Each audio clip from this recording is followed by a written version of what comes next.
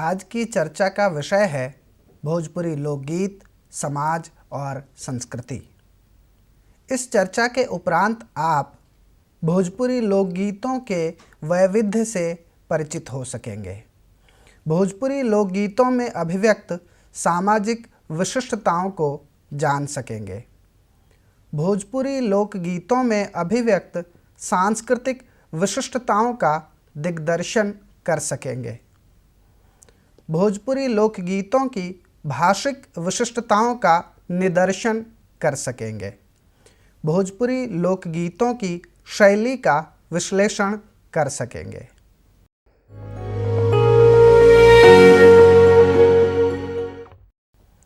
लोक साहित्य में किसी भी समाज एवं राष्ट्र की आत्मा होती है। इसमें इतिहास से लेकर परंपरा, प्राचीन मूल्य, संस्कृति, आनंद उत्सव, नृत्य, नाटक आदि सबका दिग्दर्शन किया जा सकता है। हमारे जीवन की असली सांस्कृतिक विरासत मौखिक एवं आडंबर रहित साहित्य से उद्भासित होती है, जिसको हम लोक साहित्य कहते हैं। लोक साहित्य में भी लोकगीतों का अहम स्थान होता है, जो अनायास ही संस्कृति और सभ्यता को एक पीढ़ी से दूसरी पीढ़ी तक आगे बढ़ाते हैं। यह मिट्टी से जुड़े लोगों की अंतरात्मा की आवाज़ है, जो जनसाधारण द्वारा जनसाधारण की आवाज़ में जनसाधारण के लिए होती है। इसमें छंद, अलंकार, व्याकरण अथवा शास्त्रीय नियमों की जकड़न नहीं होती। इसमें ग्राम्यता के साथ जीवन का मर्म बखूबी देखा जा सकता है, जिसकी मौलिकता और विश्वसनीयता अटूट है। सच यह है कि लोकगीत हमारे वास्तविक जीवन गुरु हैं।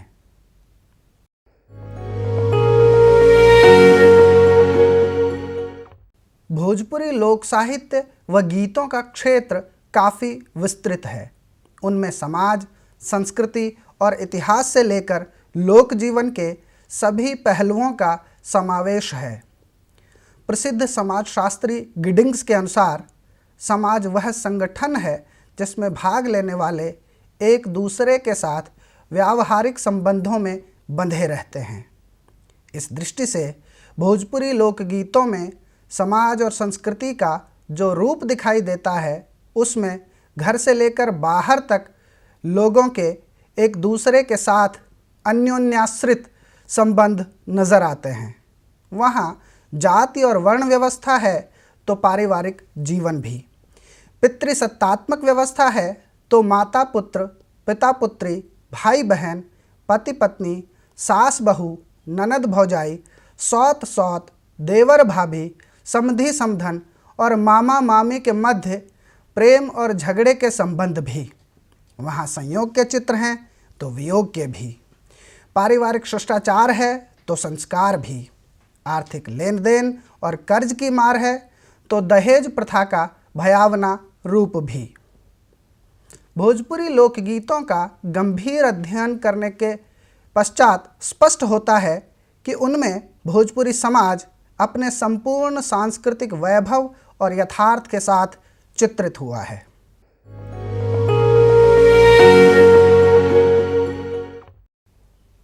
भोजपुरी लोकगीतों में पारिवारिक संबंधों को अत्यधिक महत्व दिया गया है।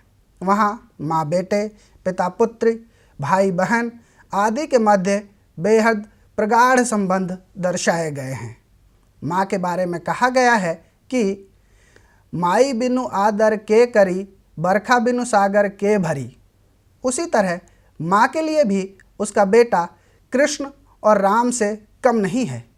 वह उसकी कुशलता के लिए देवी देवताओं से प्रार्थना करती है, पर जब वही बेटा ससुराल से आकर माँ से अधिक सास का गुणगान करने लगता है तो वह दुखी भी हो जाती है। 9 मास पूत कोखी में रख लो, कबहुन कईल बड़ाई जी। एक राति पूत गईल ससुरारी, सासू के कईल बड़ाई जी। इसी तरह भाई बहन के संबंधों को भी बहुत महत्व दिया गया है। बहन के गौने के समय उसकी विदाई के दुख में रोने के कारण आंसुओं से भाई की धोती भीग जाने का चित्र देखें। भैया के रोले चरण धोती भीजे, और बहन के साथ भाई के ससुराल जाने का चित्रण कुछ यूँ है। बाएं जई हैं लोकनी दहिने जेठ भाई, बेनिया डोलावत जई हैं जेठ बहनोई। ऐसे अनेक चित्र भोजपुरी गीतों में देखे जा सकते हैं। किसी भी अन्य समाज की तरह भोजपुरी समाज में भी पति पत्नी संबंधों के आपसी प्रेम, विरह, नोकझोंक और झगड़े के वैविध्यपूर्ण रूप मिलते हैं। लोकगीतों में इन सभी रूपों का चित्रण हुआ है। किसी भी धार्मिक आयोजन के दौरान पति पत्नी को जोड़े से चौकी पर बिठाया जाता है। पत्नियां पति की कुशलता की कामना से शिवरात्रि, तीज, करवा चौथ आदि के व्रत रखती हैं। एक व्रतगीत देखें। सेनुर लागी भूखिले, शिव के सित रतिया, भतीजवे लागिना, भूखिले भगरथिया, भतीजवे लागिना। भोजपुरी समाज में प्रायः अभी भी संयुक्त परिवार का स्वरूप बना हुआ है। जाहिर है इसके लोकगीतों में भी इसकी स्पष्ट गूंज सुनाई देती है। वहाँ पारिवारिक शिष्टाचार का बड़ा महत्व है। उम्र में छोटे अपने बड़ों को कभी उल्टा जवाब नहीं देते। जब भी कोई लड़का बाहर से लौटता है तो वह अपने बड़ों के पैर पूजता है। पूजे ले बाबा जी के पाँव, सुदिनवा केरा जनमल, पूजे ले आजी के पाँव, सुदिनवा केरा जनमल। चिट्ठी पत्री में भी बड़ों को प्रणाम लिखते हैं। पुरुष लोग खुश रहने, स्वस्थ रहने आदि का आशीर्वाद देते हैं, जबकि औरतें बड़ होवें, देह जागन नीक रह, दूधे नाहा, दूधे कूला कर जैसे आशीर्वाद देती हैं।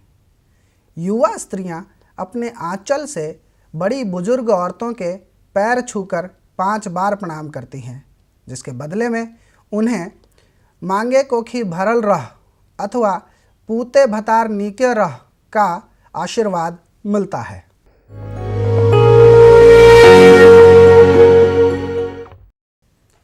भोजपुरी लोकगीतों में जन्मोत्सव से लेकर अन्नप्राशन, चूड़ाकर्म, कर्णभेद, उपनयन, विवाह और अंतिम संस्कार तक सभी का चित्रण किया गया है। जन्मोत्सव संस्कार में सोहर, प्रसूतिका गृह की व्यवस्था, नहान, छठी बारही, लोचना आदि होते हैं। सोहर का एक उदाहरण द्रष्टव्य है। अंगना में कुइया खोनैले, पियर माटी नुए, ए लन्ना जाहिरे जगवहु कवन देवा, नाती जन्म लहले हो, नाती जन्मले ता भल भैले, अब वंश बाढ़ऊ ए ललना देह घाल, सोने के हसौआ, बाबू के नार काटोए हु, ए ललना देह घाल, सोने के खपड़वा, बाबू के नहवई वी, ए ललना जाहिरे जगवहु कवन देवा, नाती जन्म लेहले हो। भोजपुरी समाज में जनेऊ अथवा उपनयन एक महत्वपूर्ण संस्कार माना जाता है। ब्राह्मण, क्षत्रिय और वैश्य तीनों वर्णों के लिए जनेऊ का विधान है। उपनयन का अर्थ है वह संस्कार या विधि जिसके माध्यम से बालक को विद्यारंभ के लिए गुरु के पास ले जाया जाता है। अक्सर भोजपुरी कृषि प्रधान समाज में यह संस्कार चैत बैसाख में संपन्न किया जाता है, क्योंकि उस समय तक घरों में अनाज आ जाता है। परिवार के सदस्य उपनयन संस्कार के लिए ज़रूरी सामग्री इकट्ठी करने लगते हैं। जिस लड़के का उपनयन होने वाला होता है उसे अब बरुआ कहा जाने लगता है। गंगा जमुना के बीच तऊ बरुआ पुकारेला, हमरा जनेउआ के साथ जनेउआ हम चाहिला। भोजपुरी लोकगीतों में विवाह संस्कार को प्रमुखता से स्थान दिया गया है। यहाँ अन्नदान और सोनादान से भी बढ़कर कन्यादान को माना गया है। यहाँ विवाहों के कई प्रकार हैं, यथा चढ़ी के, डोला काढ़वा, गोलावट, छपोछिया, बेटी बेचल तथा स्वयंवर। इनमें चढ़ी के विवाह को उत्तम माना गया है। लोकधारणा के अनुसार यह दैव और ब्रह्म विवाह का मिला हुआ रूप है। इसमें कन्या का पिता सुंदर वर ढूंढता है, बारात आती है, सभी कुछ विधिवत होता है। अगर कन्या का पिता गरीबी के कारण दहेज देने, बारात को खिलाने आदि में असमर्थ हो तो डोला कड़वा विवाह किया जाता है। गोलावट विवाह में एक दूसरे की बहनों से अदल बदल विवाह किए जाते हैं। वर और कन्या दोनों ही पक्षों के यहाँ विवाह रूपी मांगलिक उत्सव की शुरुआत हल्दी भिगोने से होती है। इस अवसर पर शिव जी की पूजा की जाती है और फिर हल्दी गीतों का क्रम शुरू हो जाता है। पुरैन पात पर सुतेली गौरा देई, सपना देखेली अजगूत, पार परोसिन तुहुम और गोतिन, सपना के करना विचार, आजू हरदिया सर्बे गुण आगर, सुरति बहुत मन लागी, एकली धिया मोह दिहित विधाता, मड़वा ऐते भगवान। इसके बाद वर और कन्या दोनों पक्षों के यहाँ सगुन उठता है। यह सगुन वर पक्ष के यहाँ तिलक से पहले और कन्या पक्ष के यहाँ तिलक के बाद उठता है। निमिया के दाढ़ी मैया, निमिया के दाढ़ी मैया, डाल लिया सनवा की झूमी झूमिना, मैया झूलेली झूला नवा की झूमी झूमिना, मैया झूलेली झूला नवा की झूमी झूमिना। विवाह का पहला दृश्य तिलक का होता है। इसमें कन्या पक्ष वर पक्ष के यहाँ जाकर वर की पूजा करते हुए तिलक चढ़ाता है। दो अपरिचित पक्षों के पारस्परिक संबंध की शुरुआत यहीं से होती है। चौक पूरने से इस अवसर के गीतों की शुरुआत होती है।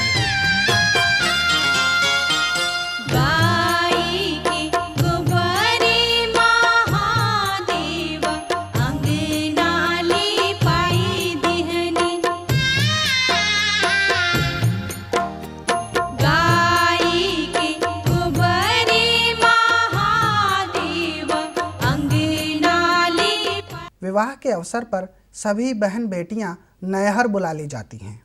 कन्या पक्ष के यहाँ नित्य शाम को एक निश्चित समय पर महिलाओं की मंडली जमती है और भिन्न भिन्न प्रकार के मंगल गीत गाए जाते हैं। आज जनकपुर में माड़ावा बड़ा सुहावन लागे, सीता के चढ़ेला हरदिया मन भावन लागे।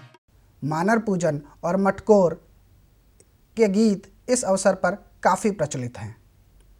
वर पक्ष में बारात निकलने से पहले एवं कन्या पक्ष में बारात के दरवाजे पर लगने के बाद नहछू नहान की रस्म होती है। इसमें हरिस अर्थात हल्का वह लंबा लट्ठा जिसके एक सिरे पर फाल वाली लकड़ी और दूसरे सिरे पर जूता अटका रहता है, रख कर उस पर हल्दी का लेप किया जाता है और उस पर बिठाकर कन्या को स्नान कराया जाता है। केई जे पोखरा खनावेला घाट बनावेला, केकर परेला हकार त सीता नहवावे के। जैसे ही बारात दरवाजे पर लगती है, द्वार पूजा की जाती है। इसके बाद ही दूल्हे को घर के अंदर जाने की अनुमति मिलती है। लहना कवन बाबा धोतिया हाथे पान के बीरा, करना बरतिया से मिनती हाथे पान के बीरा। इसके बाद कन्यादान, सिंदूरदान और 7 फेरे होते हैं।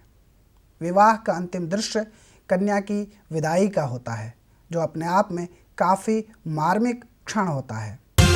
दुनिया के रीत कैसन बनैले विधाता, दुनिया के रीत कैसन बनैले विधाता, जाता ससुराल बेटी, जाता ससुराल बेटी, जाता ससुराल छोरी नैहर के नाता।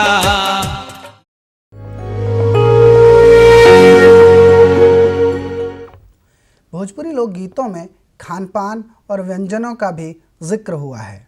जब घर में पूजा होती है, पर्व त्योहार आते हैं तो विभिन्न प्रकार के व्यंजन बनाए जाते हैं। यदि घर में रोटी बनी है तो उसे घी में चभोरा होना चाहिए।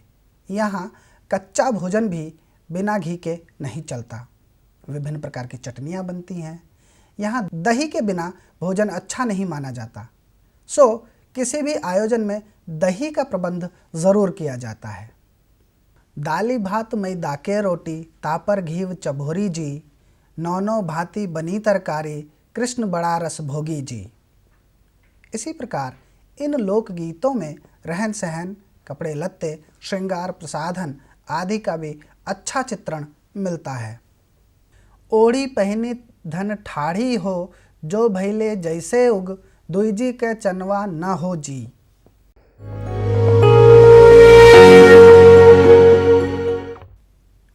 अगर भोजपुरी लोकगीतों में समाज और संस्कृति का वास्तविक स्वरूप देखना हो तो उनमें नारी की स्थिति और उसके मन का अवलोकन किया जाना चाहिए। हम पाएंगे कि इन लोकगीतों में नारी अपने हर रूप में प्रासंगिक दिखती है। उसकी भावनाएं, उसके सपने, उसकी आकांक्षाएं, यहाँ तक कि उसके हृदय की पीड़ा भी भोजपुरी लोकगीतों में उफनती बाढ़ की तरह प्रकट हुई है।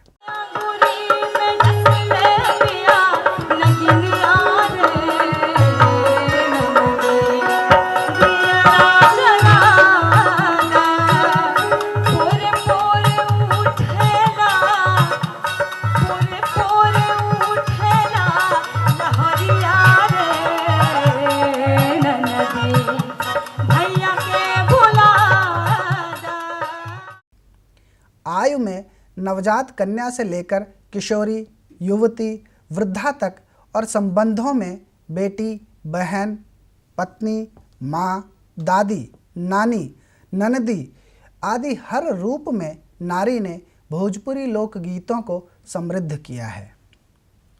सावन के मौसम में जब भोजपुर क्षेत्र की धरती लहलहा उठती है तब कोई भी विवाहित स्त्री अपने पति से दूर नहीं रहना चाहती। इस परिप्रेक्ष्य में कजरी के गीतों में नारी के प्रेयसी स्वरूप को देखा जा सकता है। पिया मेहंदी लिया ता मोती झील से जाके साइकिल से ना, पिया मेहंदी लिया ता मोती झील से जाके साइकिल से ना, पिया मेहंदी लिया ता ना, मेहंदी लिया ता मोती झील से। भारतीय नारी के लिए पति सर्वस्व होता है। वह उसके लिए तरह तरह के व्रत करती है, रोज उसकी कुशलता की कामना करती है। फिर ज्यों ही उसके दर्शन का समय आता है उसका सौंदर्य खिल उठता है।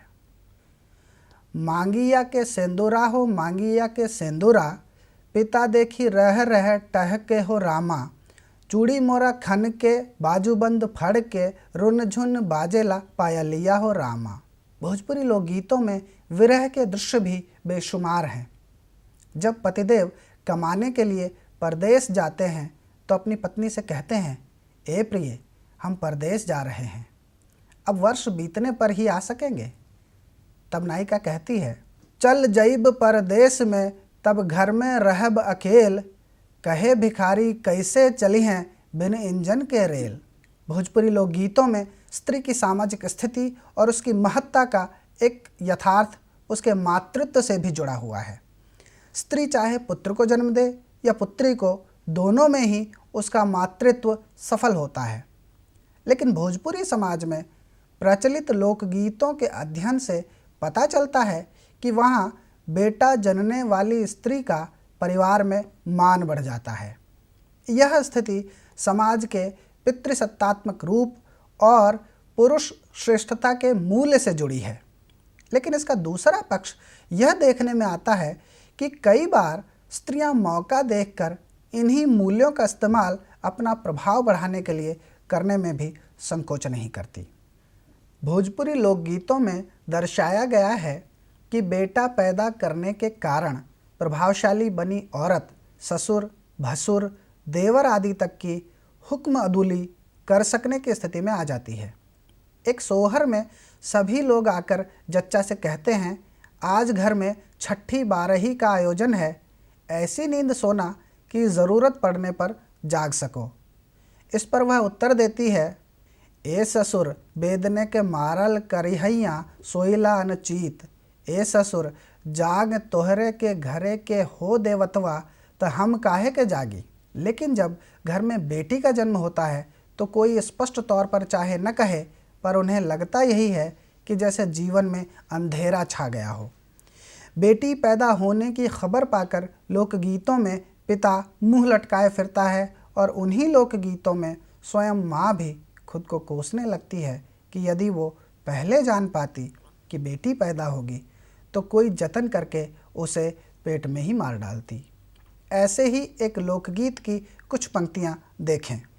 जब मोरे बेटी हो लेहली जनमवा, अरे चारों ओरिया घेर ले अनहार रे ललनवा, सासू ननद घरे दियनो ना जरे, अरे आपन प्रभु चले मुरझाई रे ललनवा। अगर जाति विशेष के गीतों की बात करें तो हर एक जाति के अपने लोकगीत यहाँ देखे जा सकते हैं। अहीर, धोबी और कुर्मी आदि किसान जातियों के यहाँ बिरहा नामक लोकगीत गाया जाता है। डॉक्टर श्याम परमार के अनुसार आकार में छोटे और प्रभावी बिरहे का महत्व उसी तरह है जैसे संस्कृत में द्विपदी, प्राकृत में गाथा और हिंदी में बरवय का है। भोजपुरी क्षेत्र में पाई जाने वाली जाति दुसाध के यहाँ जब कोई बीमार हो जाता या भूत प्रेत आदि से पीड़ित हो जाता है तो ओझा को बुलाकर पचरा गवाया जाता है ताकि बीमारी या प्रेतादि से छुटकारा मिल जाए। इसी तरह गोंड जाति के लोग गोड़ऊ नाच के गीत गाते हैं।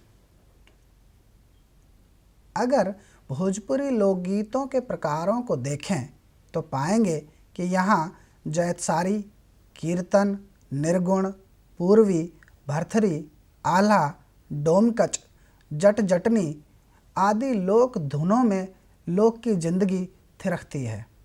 जैसा कि पहले बताया गया है, बच्चे के जन्म पर महिलाओं द्वारा सोहर गायन का रिवाज है।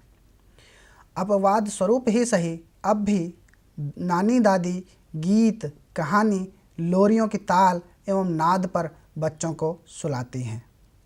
विवाह में तो हर एक अनुष्ठान के लिए अलग अलग गीतों का परिचलन है।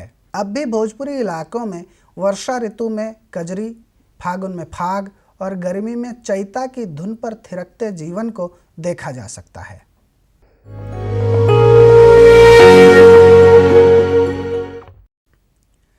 लोकगीतों ने मेहनत कशों के संघर्ष में जीवन के दुख दर्द को भुलाने में भरपूर साथ निभाया है।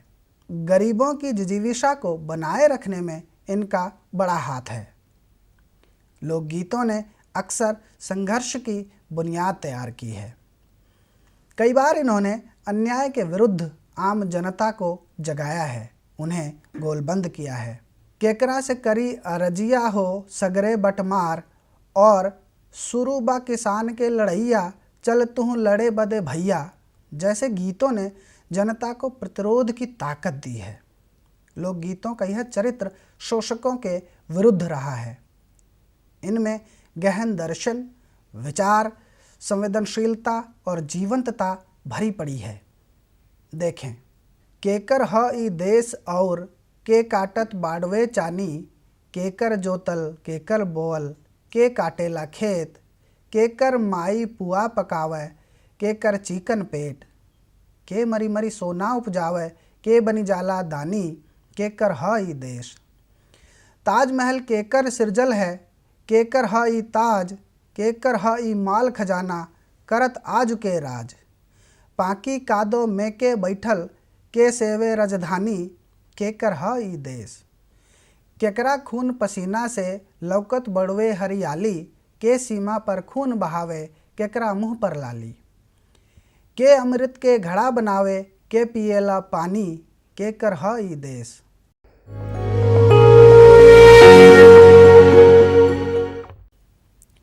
भोजपुरी लोकगीत समाज और संस्कृति विषय पर आज हुई इस चर्चा के बाद हम सारांश रूप में कह सकते हैं कि भोजपुरी लोकगीतों में हमारी आस्था और विश्वास, रूढ़ियाँ और परंपराएं, मान्यताएं और वास्तविकताएं संरक्षित हैं और जिनके माध्यम से समाज एवं संस्कृति की सही स्थिति तथा उसकी सार्थक भूमिका को ठीक से समझा जा सकता है। भोजपुरी लोकगीतों में विभिन्न सामाजिक संबंधों, संस्कारों और स्त्री मन की विभिन्न अवस्थाओं का सुंदर, गहरा और संवेदनात्मक चित्रण मिलता है। भोजपुरी लोकगीतों में लोक जीवन के बिंबों और लोकोक्तियों का ऐसा अनूठा प्रयोग हुआ है जिनसे भाषा, समाज एवं संस्कृति के संदर्भ में उनकी उपयोगिता सार्थक रूप से कई गुना बढ़ गई है।